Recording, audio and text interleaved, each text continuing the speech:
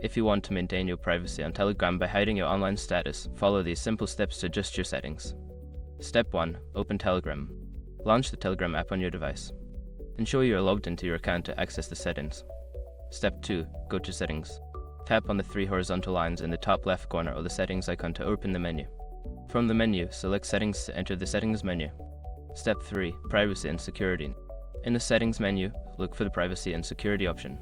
Tap on it to access various privacy settings related to your account. Step 4. Last seen and online.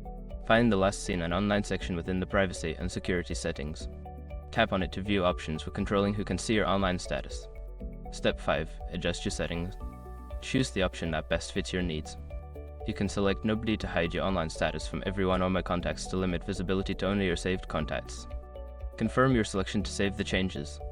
By following these steps, you can successfully hide your online status on Telegram, allowing you to use the app with greater privacy.